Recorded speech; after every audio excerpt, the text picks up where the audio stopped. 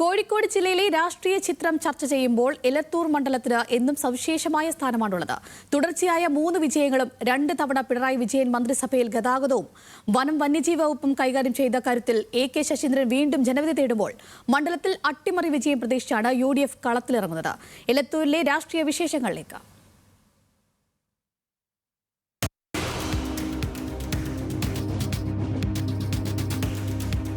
2008 മണ്ഡല പുനർനിർണയത്തിന് ശേഷമാണ് എലത്തൂർ നിയമസഭാ മണ്ഡലം രൂപീകൃതമാകുന്നത്. അന്നു മുതൽ ഇന്ന് വരെ എലത്തൂരിന്റെ രാഷ്ട്രീയ വിലാസം AK ശശീന്ദ്രൻ എന്നാണ്. ഓരോ തെരഞ്ഞെടുപ്പിലും തന്റെ ഭൂരിപക്ഷം വർദ്ധിപ്പിച്ച ചരിത്രമാണ് അദ്ദേഹത്തിനുള്ളത്. 2011 ഷൈഖ് പി ഹാരിസിനെ 14,654 വോട്ടിന് പരാജയപ്പെടുത്തിയായിരുന്നു തുടക്കം. 2016 അത് 29,057 വോട്ടായി ഉയർന്നു.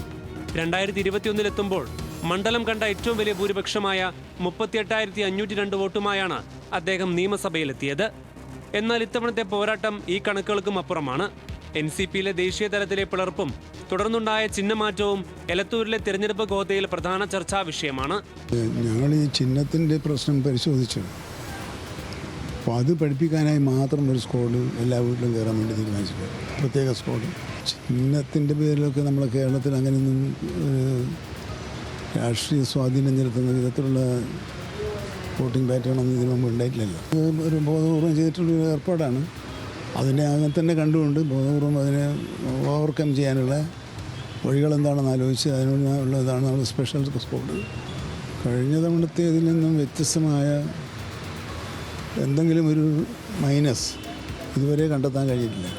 സർക്കാർ നടപ്പിലാക്കിയ ജനകീയ വികസന പദ്ധതികൾ പറഞ്ഞാണ് മണ്ഡലത്തിൽ LDF വോട്ട് തേടുന്നത്.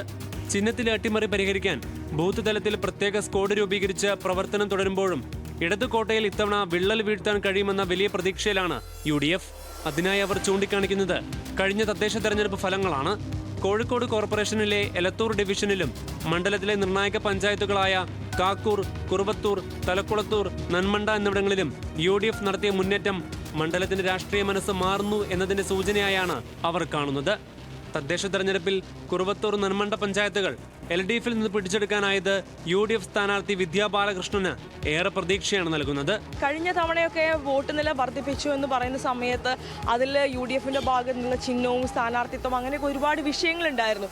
പല UDFിന്റെ ആളുകൾക്കും ആരാണ് അങ്ങനെയുള്ള ഒരു കുറേ സാങ്കേതികമായിട്ടുള്ള കുറേ തടസ്സങ്ങളും പ്രശ്നങ്ങളൊക്കെ ഉണ്ടായിരുന്നു. പക്ഷേ ഇത്തവണ അതൊന്നുമില്ല. പിന്നെ അത് മാത്രമല്ല, കഴിഞ്ഞ ലോക്കൽ ബോഡി ഇലക്ഷനിൽ 4 പഞ്ചായത്താണ് ഞങ്ങൾ ഭരിക്കുന്നത്. ഇപ്പോൾ തലക്കുളത്തൂരിൻ്റെ മണ്ണിൽ നിൽക്കുമ്പോൾ 65 വർഷങ്ങൾക്ക് ശേഷമാണ് തലക്കുളത്തൂർ പഞ്ചായത്ത് UDF പിടിച്ചെടുത്തിട്ടില്ല. ചരിത്രത്തിൽ ആദ്യമായിട്ട് പിടിച്ചെടുത്തത്. ഇതൊക്കെ ഞങ്ങൾക്ക് പിടിക്കാൻ പറ്റുമെങ്കിൽ പൊളിക്കാൻ പറ്റാത്ത കോട്ടകൾ ഒന്നും തന്നെ കേരളത്തിൽ ഇല്ല എന്നതാണ്. അതേ രീതിയിൽ തന്നെയാണ് എലത്തൂരിൽ നടക്കാൻ പോകുന്നത്. എലത്തൂർ UDF പിടിക്കും. LDFും UDFും തമ്മിൽ നേരിട്ടുള്ള പോരാട്ടം നടക്കുമ്പോഴും BJP പിടിക്കുന്ന വോട്ടുകൾ മണ്ഡലത്തിൽ നിർണായകമാകും. കഴിഞ്ഞ നിയമസഭാ തെരഞ്ഞെടുപ്പിൽ 32,000-ലധികം വോട്ടുകൾ നേടിയ BJP ഇത്തവണ T ദേവദാസിലൂടെ വോട്ട് വിഹിതം വർദ്ധിപ്പിക്കാനാണ് ശ്രമിക്കുന്നത്. കഴിഞ്ഞ 3 തെരഞ്ഞെടുപ്പിലും ക്ലോക്ക് ചിഹ്നത്തിൽ ജനവിധി തേടിയ LDF സ്ഥാനാർത്ഥി AK ശശീന്ദ്രന് ഇത്തവണ കാഹളം മുഴക്കുന്ന മനുഷ്യനാണ് ചിഹ്നം. NCP അജിത് പവാർ വിഭാഗം സ്ഥാനാർത്ഥി PK ശശീന്ദ്രനും മണ്ഡലത്തിൽ ജനവിധി തേടുന്നുണ്ട്. ഇത്തവണ ക്ലോക്ക് ചിഹ്നം ഇവർക്കാണ് ലഭിച്ചിട്ടുള്ളത്. ചിഹ്നത്തിലെ അട്ടിമറിയും പേരിലെ സാമ്യവും വോട്ടർമാർക്കിടയിൽ ആശയക്കുഴപ്പം സൃഷ്ടിച്ചേക്കാം. കഴിഞ്ഞ 3 തെരഞ്ഞെടുപ്പിലും LDFിനൊപ്പം നിന്ന എലത്തൂരിന്റെ മനസ്സ് ഇത്തവണ ആർക്കൊപ്പമാകുമെന്ന് കാത്തിരുന്നു കാണാം. ഇടതുകോട്ട കാക്കാൻ 4ാം തവണയും AK ശശീന്ദ്രൻ രംഗത്തിറങ്ങുമ്പോൾ UDFിലൂടെ വിദ്യാ ബാലകൃഷ്ണനും NDAയിലൂടെ T ദേവദാസും മണ്ഡലം തിരിച്ചുപിടിക്കാനാണ് ഉദ്ദേശിക്കുന്നത്. അപരന്മാരും ചിഹ്നത്തിലെ അട്ടിമറിയും ചർച്ചയാകുന്നതോടൊപ്പം മണ്ഡലത്തിലെ വികസനവും രാഷ്ട്രീയവും ചർച്ചയാകുന്നുണ്ട്. കോഴിക്കോട് നിന്നും ക്യാമറ പേഴ്സൺ അരുൺ പുതുപ്പാടിക്കൊപ്പം M മുബാറക്, ന്യൂസ് മലയാളം.